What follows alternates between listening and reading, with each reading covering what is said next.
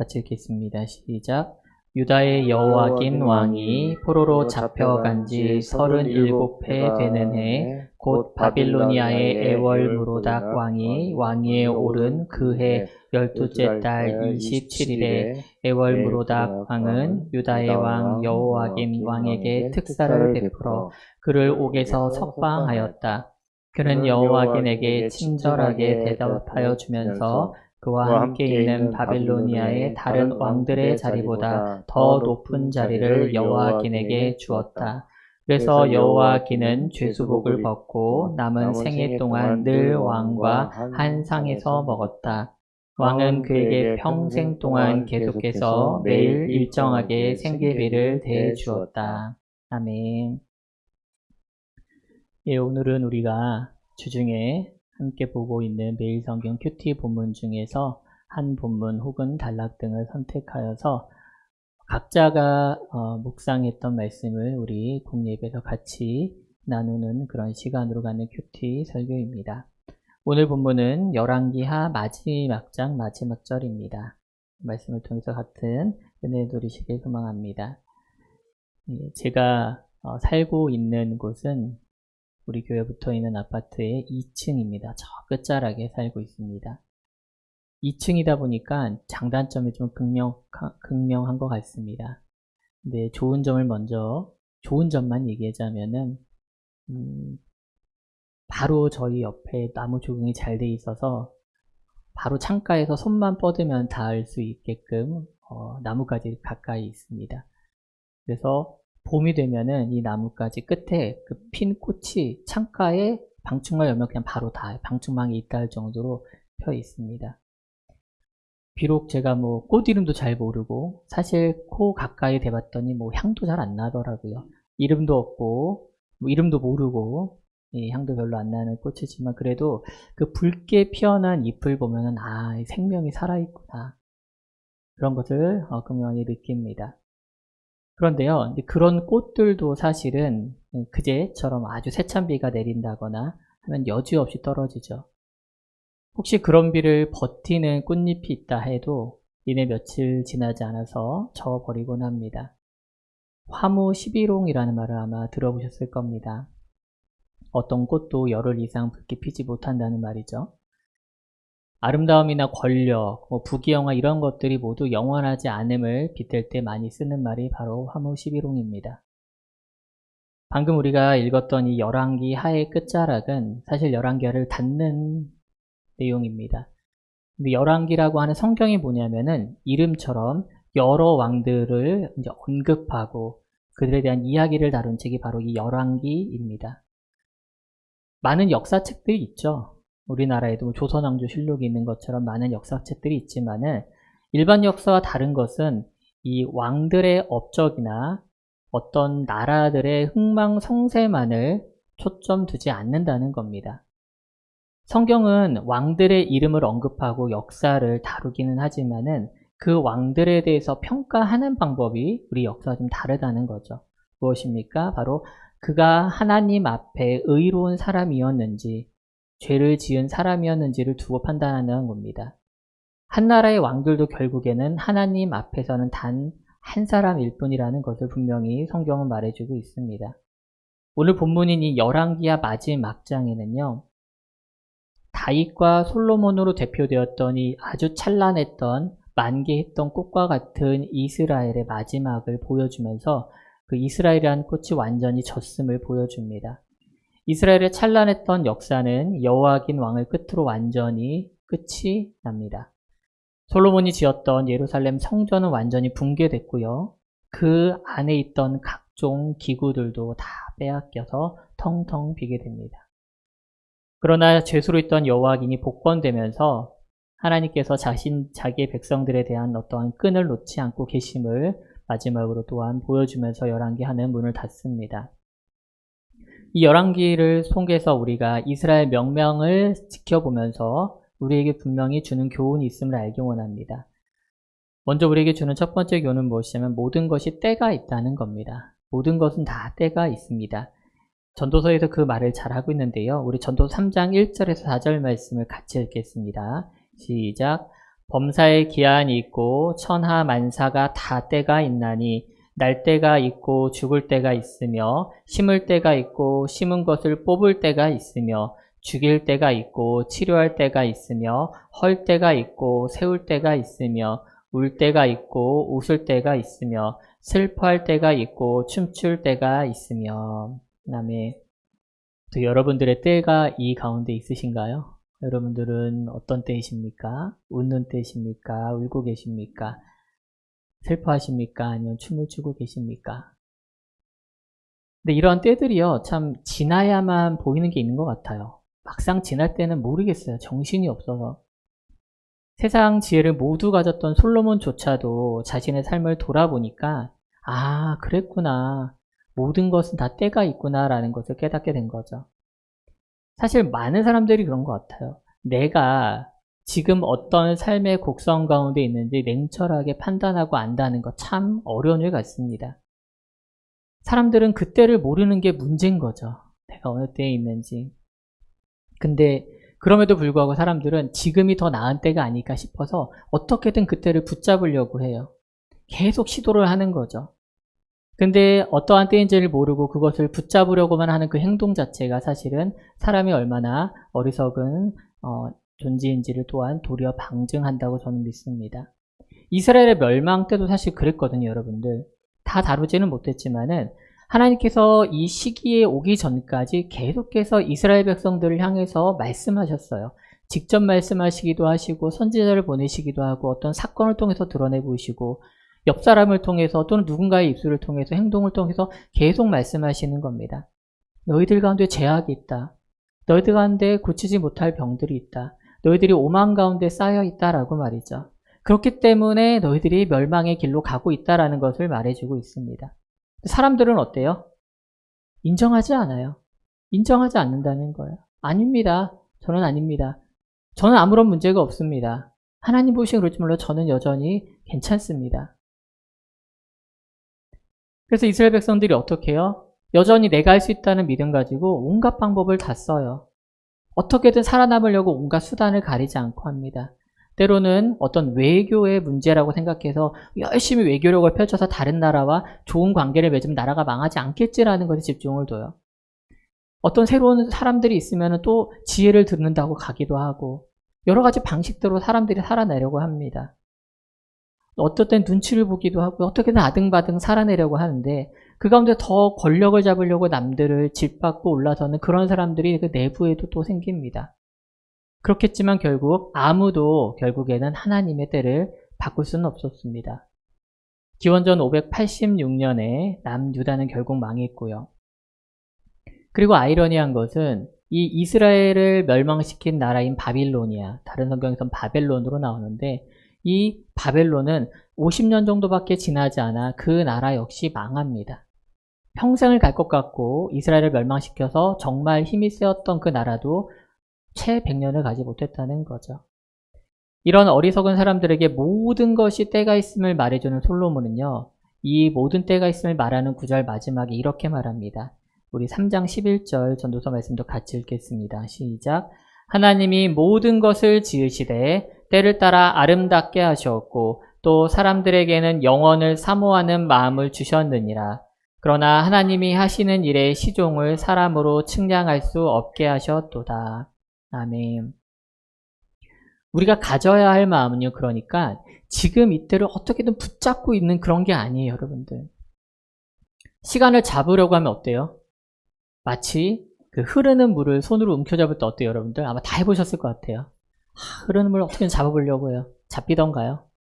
열심히 잡은 것 같은데 손 펴면 뭐 남아있던가요? 그런 것 같습니다. 때를 내가 사람의 의지로 붙잡으려고 한다는 것, 그것을 할 수 없음을 흐르는 물 가운데 있는데 빈 주먹과 빈 손과 같다라는 것을 인정하지 않을 수 없다는 겁니다. 지금 우리는 이 순간에 머무르는 게 아니라요. 방금 이 전도서 3장 11절 말씀처럼 도리어 영원을 사모하는 마음이 우리 가운데 있음을 발견해야 돼요.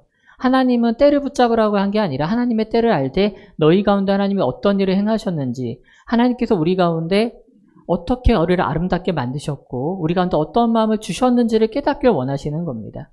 사람이 하나님의 일을 측량할 수 없어요. 하나님의 처음과 끝을 우리가 알 수 없습니다.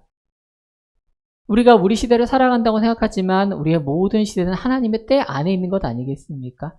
그러니까 그걸 억지로 붙잡으려고, 억지로 어떻게든 붙들고 잡으려고 하는 게 하나님이 주신 방법이 아니라는 거예요. 하나님은 모든 때를 이미 아름답게 하기로 작정하셨고요. 도리어 우리 가운데는 때를 붙잡는 이 고개 숙인 눈길이 아니라 영혼을 바라보는 마음을 주셨다는 걸 알기 원합니다. 그것이 우리 가운데 깨달아지는 은혜가 있기를 소망합니다. 오늘 아침 그러면 우리는 왜 이때에, 이 좋은 시절에 이 자리에 앉아 있을까요? 너무 아름다운 이 시절에. 모든 시간의 주인이신 하나님께서 왜 우리에게 이 시간에 이런 말씀을 듣게 하고 계실까요? 저는 이 구약시대를 지나 하나님께서 마치 안 계셨던 것 같은 말라기 이후의 시간을 지나 마태복음의 시작에서 그 뜻이 있지 않을까라고 한번 살펴보았습니다. 마태복음 3장 1절과 3절에 보면은 침례 요한이 이 땅에 나타나 전파하는 말씀이 나오는데 이렇게 말합니다. 그때 침례 요한이 이르러 유대 광야에서 전파하여 말하되 회개하라 천국이 가까이 왔느니라 하였으니 그는 선지자 이사야를 통해 말씀하신 자라 일렀으되 광야에 외치는 자의 소리가 있어 이르되 너희는 주의 길을 준비하라 그가 오실 길을 곧게 하라 하였느니라. 아멘. 오랜 시간 하나님이 침묵하셨다고 생각하는 사람들의 시대가 있었어요. 사람들은 그걸 침묵이라고 했지만 하나님은 그저 말씀하지 않으신 겁니다. 사람들에게 400년은 너무도 긴 시간이었지만 하나님께서는 하루와 같은 날뿐이었습니다. 하나님께서 어떠한 때를 알기 원하셨을 적에 그때에 마침내 하나님의 시간이 되자 하나님께서 하나님의 사람을 다시 한번 보내시는데 침례요한을 통해서 자신께서 하시고자 하는 말을 선포하시는데 두 가지 말을 합니다. 한 가지는 무엇입니까? 회개를 선포하는 겁니다. 회개하라는 것입니다. 다른 하나는 무엇입니까? 바로 주님의 길을 예비하는 것입니다. 침례요한은 이 땅을 살아가는 모든 사람들이 가장 먼저 회개하라고 선포합니다. 여러분들 회개가 뭐예요? 회개는요, 단순히 내 가운데 죄가 있습니다 말하는 것에 끝나는 게 아닙니다. 죄는 삶의 궤적을 완전히 틀어버리는 거예요. 그가 걸어가던 내가 걸어가던 방향을 완전히 틀어 하나님께서 바라시는 하나님이 예비하신 천국의 방향으로 삶을 수정하는 것, 그게 바로 회개입니다, 여러분들. 모든 사람들이 죽음을 향해 가죠. 그 끝에 심판의 자리가 있죠. 근데 그 순간 하나님은 그가 회개하여 천국에 이르기를, 하나님이 사랑으로 지으시며 교제하신 그 한 명 한 명 모두가 하나님의 품 안에서 참 평안을 누리길 바라시기 때문에 그래서 회개하라는 거예요. 여러분들에게 죄성이 있음을 콕콕 찝으면서 아프게 하라는 게 아니라는 겁니다. 그것으로 끝나지 않아요. 사람들은 죄를 발견했다고 끝나지 않아요. 삶이 바뀌지 않으면, 삶의 방향이 바뀌지 않으면은 그대로 그 방향으로 나가면은 여전히 죄 가운데 살게 되는 것이죠.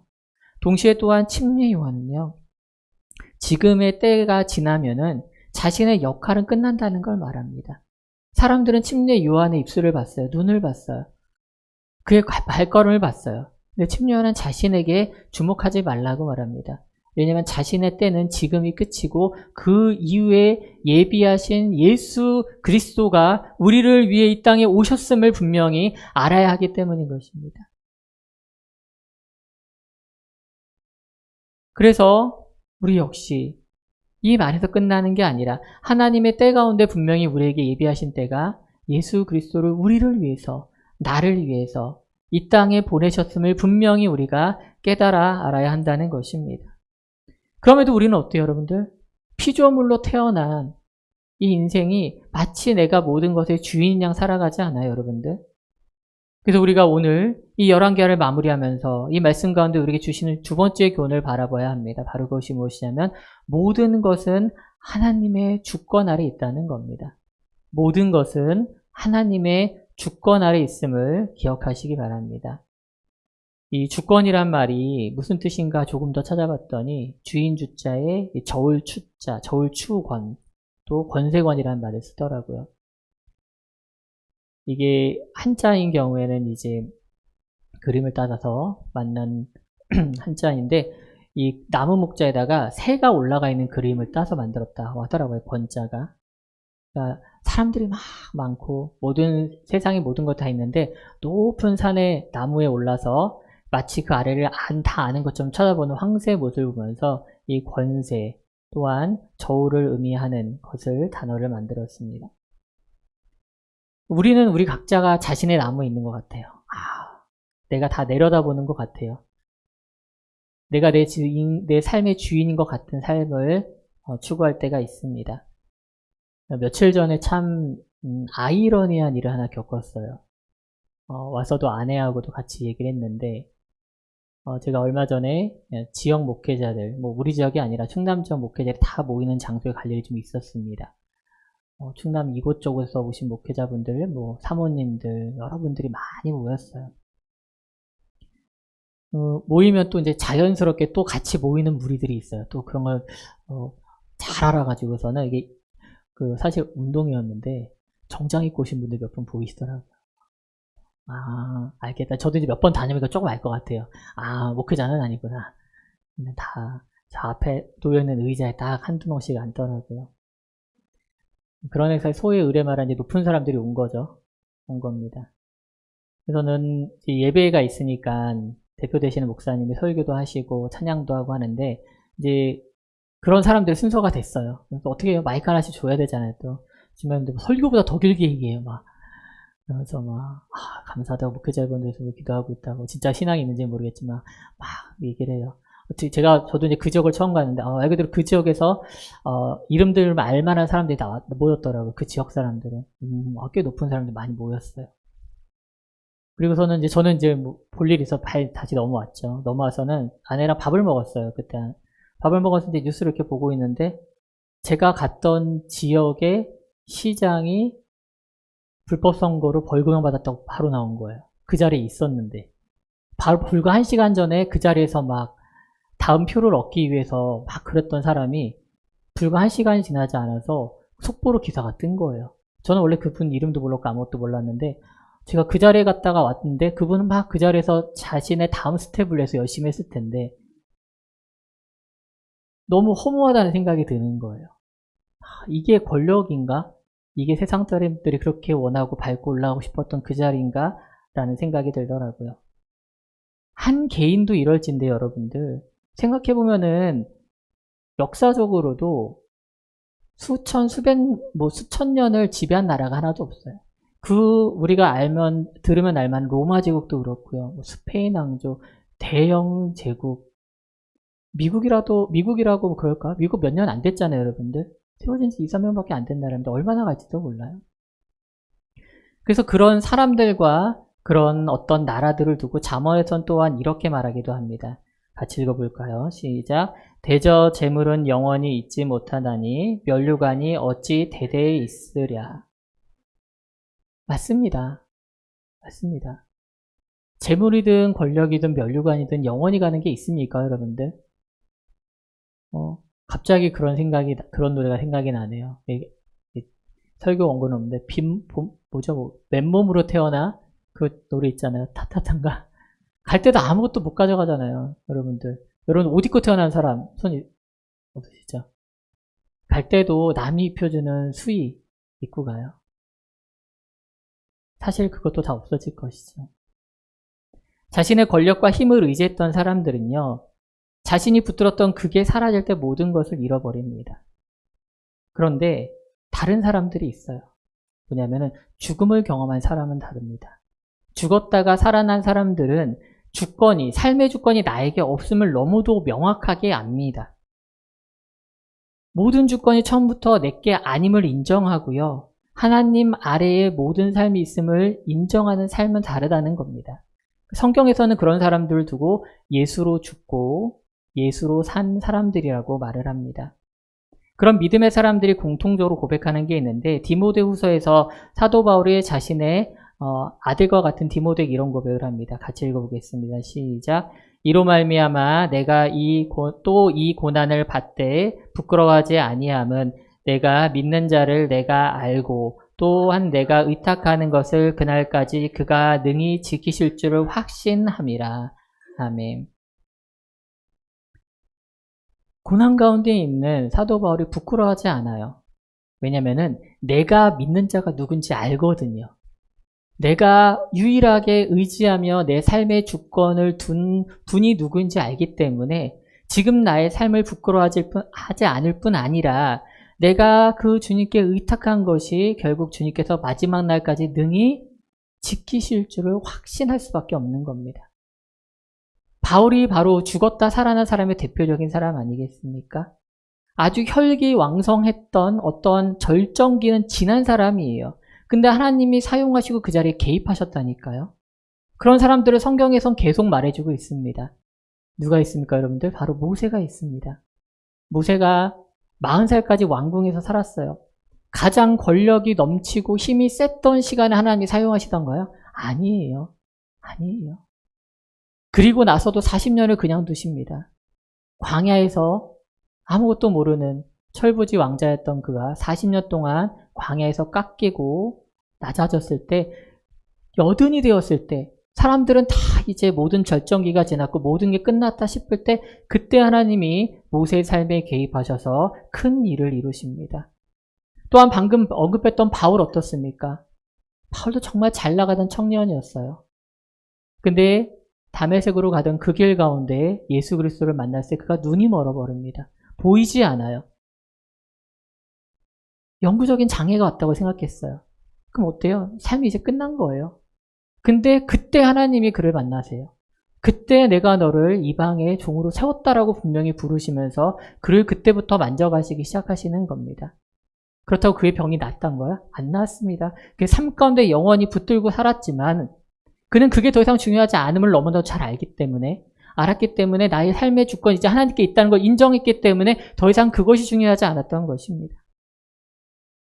베드로는 어떻습니까, 여러분들? 베드로 열심히 했죠, 정말. 근데 결국은 어때요? 예수님의 십자가 앞에서 고꾸라졌어요. 3번이나 주를 부인하면서 자신과는 상관이 없는 사람이라고. 그렇게 부인하고 어때요? 터덜터덜 자기 고향으로 돌아가요. 다 끝난 거죠, 이제. 예수를 따라다녔던 3년은 그냥 아무렇지도 않았던 것 같아요. 그냥 다시 삶의 자리로 실패자로 다시 돌아왔습니다. 근데 어때요? 바로 그 실패자 같은 그 자리에서 다시 예수님이 직접 찾아오시지 않습니까? 그리고 그를 다시 한번 나를 사랑하냐고 다시 한번 되물으시면서 그 소명을 일깨워주시고 그가 앉은 그 자리에 다시 세워주십니다. 내 주권을 내려놓고요, 여러분들. 나의 모든 내 삶의 주권을 내려놓고 하나님이 나의 주인 되십니다. 그 주권을 붙잡을 때 우리는 그제서야 하나님 뜻 안에서 뜻대로 살아갈 수 있는 새로운 길이 열리기 시작합니다. 내가 나를 붙들고 흔들 땐 여러분들 하나님이 그냥 두시더라고요. 그래, 네 멋대로 한번 해봐. 네 맘대로 한번 해봐. 망나니 뛰어다니듯이 한번 해봐. 그때 붙들고 흔들면은 어떻게 할까 싶긴 한데 하나님 두셔요. 힘이 다 빠지고 진이 다 빠질 때까지 두신 다음에 망했다 할 때 더 이상 방법이 없다 할 때 하나님께서 삶에 개입하십니다. 그래야만 우리가 깨닫더라고요. 저도 그랬어요. 저 역시도. 저도 하나님을 안다 하면서도 저도 제 삶의 주인이 제라고 생각했기 때문에 제 뜻대로 살다 볼 때는 다 잘 되는 것 같았고 우리가 나름대로 창창하고 괜찮았어요. 제가 지난주에 그 연하님을 갔지 않습니까? 근데 눈에 익은 분이 한 분 계시는 거예요. 저분이 누구지? 뵌 적이 있는데 근데 그분이 좀 예전에 다른 교회에서 사역할 때 만났던 분이 가서 다가가서 인사했으면 그분이 저도 알아보면서 반갑다 하더니 혹시 어느 교회에서 뵀었나니까 아니래요. 봤더니 저희과 한 학번 선배님이셨던 거예요. 여자 선배님. 어떤 자민여다가 선배님. 근데 저는 사실은 저희가 학부는 기독교 학과여서 여자 선배들이 많았고 사실 별 교류가 없었어요. 잘 몰라봤어요. 근데 그분은 남자들이 소수니까 저를 알아보시더라고요. 그래서 목사님 그때 20살 때 새하얀 얼굴을 가지고 학교에서 이렇게 자전거를 타고 다니면서 봤던 기억이 생생하다고 저희 리즈 시절을 이렇게 기억해 주시더라고요. 그래서 또 그리고 나서 또 끝자락에 뭐라고 말씀하시면 그랬는데 그 말을 안 붙여면 좋았을 텐데 그랬는데 벌써 한 25년이 지나서 김기현 목사님이나 저나 각자 목사로서의 부르심에 또 맞춰서 이렇게 지내고 있는 거 보니까 참 세월이 지나간 게 느껴진다고 말씀을 하시더라고요. 그때 리즈시였죠. 그때 제가 제 삶의 주권을 가지고 있다고 저는 믿었습니다. 근데 그 여러 일을 겪으면서 결국 내 삶의 주인이 내가 아니구나라는 걸 깨달았을 때 그다음부터는 삶이 쉬워졌어요. 하나님께 내 삶을 내려놓을 때 하나님께서 나를 어차피 하나님이 원하시는 방식대로 아름답게 하기로 작정하신 그 방식대로 그저 나는 이제 하나님의 영생을 바라보며 하나님께서 주신 그 영원한 소망을 바라보는 삶의 자세를 견지하면서 가면 된다라는 걸 깨달았을 때 훨씬 삶이 쉬워졌습니다. 훨씬 삶이 쉬워졌어요. 그래서 이사야서에서는 이사야 선지자를 통해 하나님께서 다시 한번 이렇게 말씀을 해주십니다. 우리 같이 한번 읽어보겠습니다. 시작. 나 여호와가 말하노라. 내 손이 이 모든 것을 지었으므로 그들이 생겼느니라. 무릇 마음이 가난하고 심령에 통회하며 내 말을 듣고 떠는 자 그 사람은 내가 돌보려니와. 아멘. 여러분들 부모님이 지으신 게 아니에요. 그 부모님을 지으신 분이 또 계세요. 하나님이세요.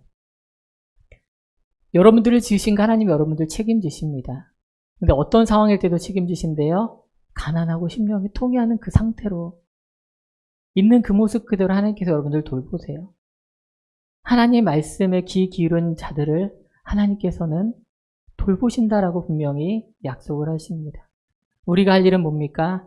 그 하나님을 인정하는 거예요. 하나님이 내 삶의 주권자 되시는구나.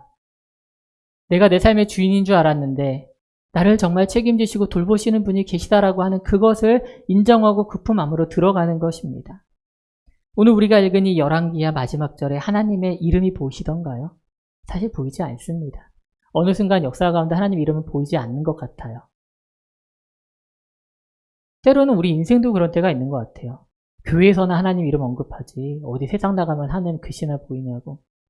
하나님이 우리 교회 안에는 살아계신 것 같다고. 하나님이 정말 내 삶을 책임지시나? 내 가운데 계시나? 그렇게 느낄 때가 있다고요. 하지만 여러분들 오늘 말씀에서 우리는 무엇을 발견합니까?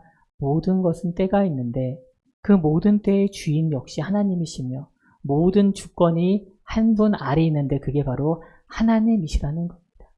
그것을 여러분 오늘 발견했길 원합니다. 모든 것은 때가 있습니다. 사람은 알 수 없어요. 근데 하나님은 분명히 그때를 아름답게 하셨고요. 하나님은 우리를 그 허망한 마음을 치워내시고 영원을 사모하는 마음을 주셨음을 믿기 원합니다. 모든 것은 하나님의 주권 아래 있습니다. 내가 사는 것 같고 내가 삶의 주인 같지만 창조주 하나님 아래에 우리는 있습니다. 그리고 우리가 그분 아래 갈 때 그분이 분명히 우리를 돌보시는 줄 믿습니다. 우리 잠시 큐티 설교는요. 처음 하신 분도 계시지만 늘 묵상을 마지막에 합니다. 한번 오늘의 말씀을 다시 한번 보시면서 제가 주보와 또 화면에 질문을 띄웁니다. 묵상할 것들을 하는데요. 오늘 이때 가운데 지금 이 순간 가운데 사모님 불금 보여주세요.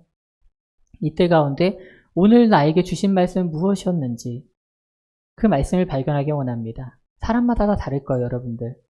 오늘 본문 말씀을 보시면서 묵상했던 말씀들을 다시 한번 기억하시면서 하나님께서 우리 가운데 오늘 어떤 말씀을 주시려 하는가 그걸 좀 알았으면 좋겠습니다.